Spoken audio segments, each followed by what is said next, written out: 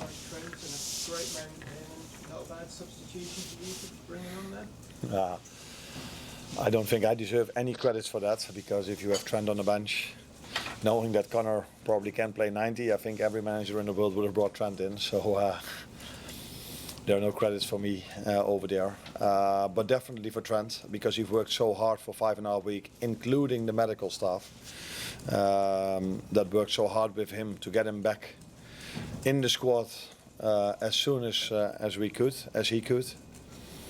And that's why we could use him today for 15 minutes, and I think I had to use him for 27 because 7 minutes of added time. It was a fantastic moment for him, and the celebration showed how much it meant to him. Yeah, but I don't think it only meant a lot to him. I think it meant a lot for everyone who loves Liverpool. But it's a big moment, and big players like to have big moments in their career, and Virgil had one last week in a special moment. Mo has had them many times this season already, and players with the quality of Trent, you know that these players step up when you most need it, and he did that when he came in against Newcastle. He did that in his second half performance against Paris Saint-Germain, where I was just waiting for him to score a goal till the moment he had to go out with an injury. And now he's back, and he's had his moment. So all nice, but still one to go. Hamza? It pushes you one step further, I guess. You know, it's just waiting. The player, I mean, to score with your 25th shot just shows how much you've dominated today, how well you played. Yeah, I think we did.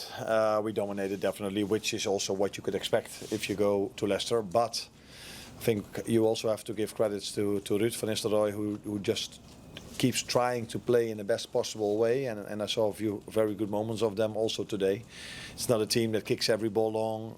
They try to play, they try to create, and but yeah, you can expect that we are the team that creates most chances, and it's the first time since I'm here that we've missed so many big chances, because normally we are better in scoring one of them.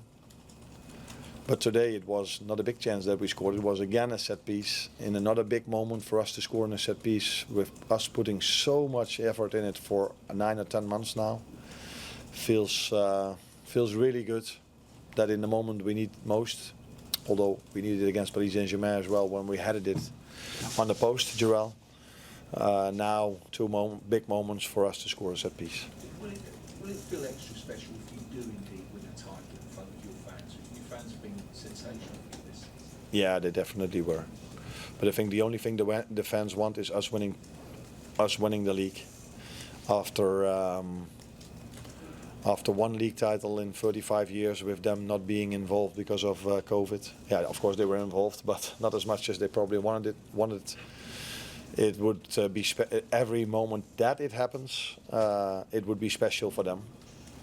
But definitely looking forward to next week, because I assume that Arsenal, because they are such a good team, is able to win during the week. So we probably have to do it ourselves, and the first chance we have is next week against Tottenham.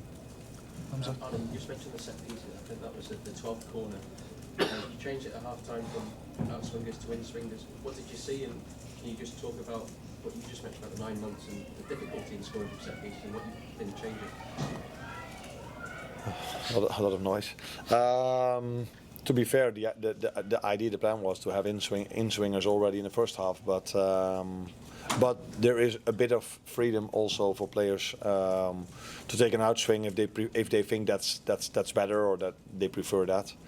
Yeah, the work we've put in is that we've trained a lot. We have a lot of meetings about it. We try to every single time try to improve the details, and I think it's normal for a team that's, or not a team, but a coaching staff that's only for 9 or 10 months with that team, that it doesn't come from the first week. I always say, if I do my analyzing, if I'm analyzing an opponent, if they have their set pieces perfect, so all their throw-ins perfect, all these kind of things, I know the manager is already there for a long time, because normally you start with bringing the ball out from the back, how to defend, and all these kind of things, and the end of that process is set pieces. And I think Arsenal is a great example of that, where Mikel has worked so long And they're so good in all different phases of the game, and now they've become world class in set pieces. With the tweaks you made at half time as well, what was the idea there? It looked like you went 4-2-4 a bit. Sorry? It looked like you went 4-2-4 second half when you pressed. What was the idea there? I don't think we had to press that much because the goalkeeper mostly kicked the ball long, but yeah. The way we press, we wanted just the one that's closest to the ball needs to press, and especially if we need a goal. So that could sometimes mean that it's 4-2-4, and sometimes it's the winger and the fullback jumps. It's just getting rhythm into the game, because it's quite difficult for us to get rhythm and momentum into the game, because the most teams we are facing, every time there's a throw-in, they take 1.5 minutes to take that throw-in. So yeah, the only thing we can do about it is keep the ball longer, and there's where I think we can and have to improve. But yeah, it's also a nice thing that there are still a lot of things to improve if we are 13 points clear at the moment.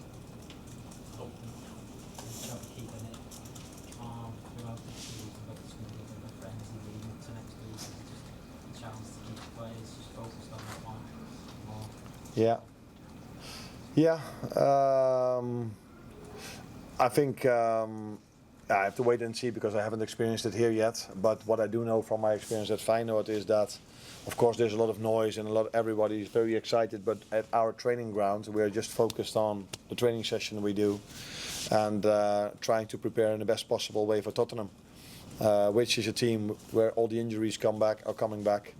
Is a team that deserves our full attention. The boys also have 1 or 2 days off during this week because we've planned that already a long time ago, and hopefully they will enjoy some time with their loved ones and be fully focused when we are back together to work towards Tottenham. Arne, can I just ask you, well, I'm sure no one will question Trent's commitment after that goal today, but you have obviously had to sign on. Are you still open to dialogue sort of on Trent? Are you still hoping for that one?